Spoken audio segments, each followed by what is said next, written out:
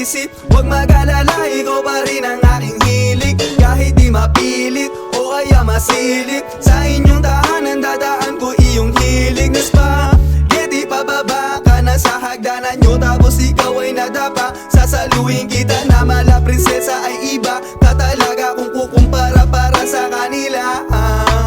Pwede bang bansagan kita, nag-iisa kung may ay, para mapagtanto mo naman amima sa Pinay. Gagawin ko ang lahat basta wag mo lang kong deny. Balang araw kung dala ko, ikaw ang maghihimay. Na roses na malagkit, parang tingin mo sa'kin nung una mo na pageant. Nag-aabang ako nun sa labas kaso bad trip, napansin mo pa yung mga natalo ko na gadget.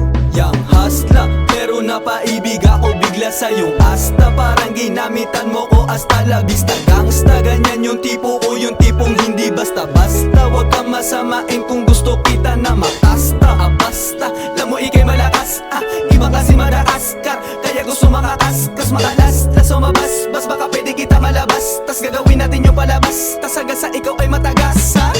Di na ako magloloko pa kung sa akin ka. Talaga naman naalagaan kita kung mapapaamin ka. Kaso pa kunwari pa, akala hindi halata. Kita na sa iyong mata na gusto mo rin sa akin ka. Kaso parang awit na, parang meron nag-iba. Bakit ganyan yung pinaparamdam mo sa akin, kakagalit ka?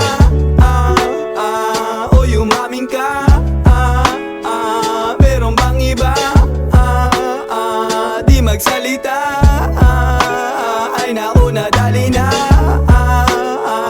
O yumamin ka?